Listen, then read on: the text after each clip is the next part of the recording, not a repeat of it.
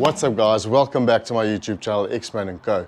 Today we're going to make the famous mutton chop from the Keen's Steakhouse in New York. You want to check this out. Keen serves incredible primate steaks grilled to perfection, but their most famous cut is not beef. In actual fact, it's a prehistorical sized mutton chop. Each 2-inch thick chop is 26 ounces, basically 750 grams of well marbled meat. The saddle chop is sometimes called the double loin or the double rack, as it's really 2 loin chops attached by the backbone. The cooking technique is as simple as the ingredient list. Each chop is very generously salted, seared under the kitchen's scorching hot broiler and finished in a hot oven. This is normally served with a hot baked potato on the side. We're not going to do that today. We're going to do this beautiful marbled piece of meat in the Weber. Let's do this. Before we can start, I need to introduce you guys to all our ingredients. Over here we've got some olive oil, we've got some garlic cloves, rosemary, flaky salt, ground pepper, and a lemon. We're going to make beautiful lemon juice to pour over this beautiful marbled cuts of meat that we have here today.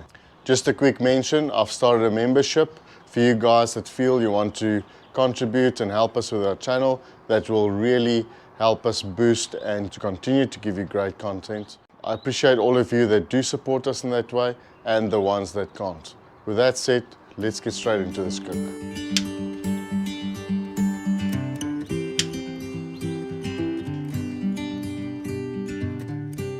Now that I introduced you guys to this chop, if you have a very nice look at this, you'll see that it's got the 2 flaps on the side. Remember, in the carcass on the one end, this is what you have, the belly on the side, and the other side you will have some bone, which is your ribs basically.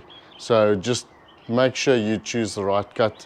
We're going to sear these beautiful babies like this all around, and then we're going to do kind of a low and slow in the Weber, but you're going to love it. So you want to finally chop some cloves of garlic. We've got 3 here. I'm sure you can get away with 2 or even 1. It's all down to your preference at the end of the day. Doesn't have to be that fine, guys. Right, so we're going to do some lemon juice. That's really going to be our sticking agent for the salt and the pepper. Lamb goes very well with lemon juice. Beautiful. Get it all over there. You don't have to use a squeezer, a lemon juice squeezer if that's what you call it. You can use your hands, cut it in quarters, get that juice all over there, over the piece of meat. Once we're happy with that, remember this is a very straightforward spicing regime, if you want to call it that. Salt and pepper basically. It's a big piece of meat, guys, so be generous. We're going to do that all sides. And then for our flaky salt, get some salt on that fat. It's going to help it to render. This is going to be so beautiful. Scoop up all those spices. These bad boys are ready to be seared. Let's go do that.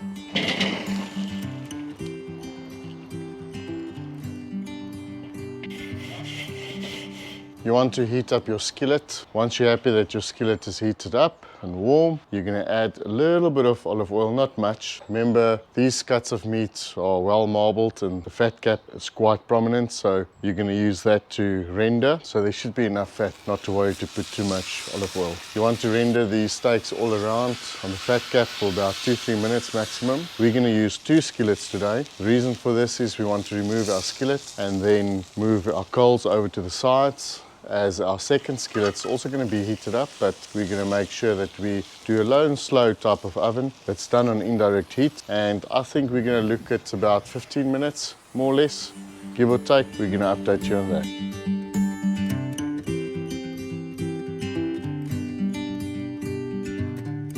Now for our low and slow part of this cook, add a little bit of olive oil just to make sure that the bottom of the skillet doesn't stick to our beautiful cuts of lamb, mutton chops that we have here. We're going to put it inside of the skillet once it's warmer. So we're going to add some rosemary, then we're going to add some chopped garlic that we prepared earlier, and guys, a little bit of lemon juice if we have enough left, and then we're going to leave this cook for about 15 minutes. Then this is going to be one beautiful dish I'm sure we're all looking forward to. It's been about 5 minutes and I'm confident that we've got a nice sear at the bottom of this beautiful mutton chop. So I'm just going to turn them around, and then it's going to be another 10 minutes for this dish to all come together and ready to enjoy. It's been about 17 minutes and we got an internal temperature around 142 Fahrenheit, and I think now it's time for these beautiful mutton lamb chops to rest for about 5 minutes.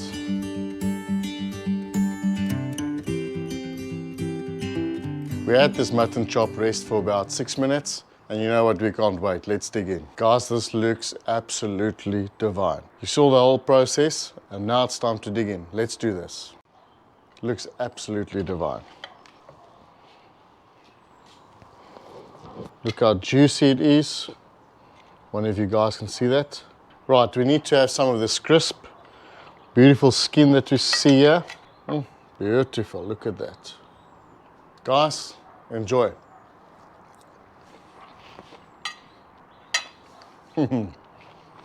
Wow.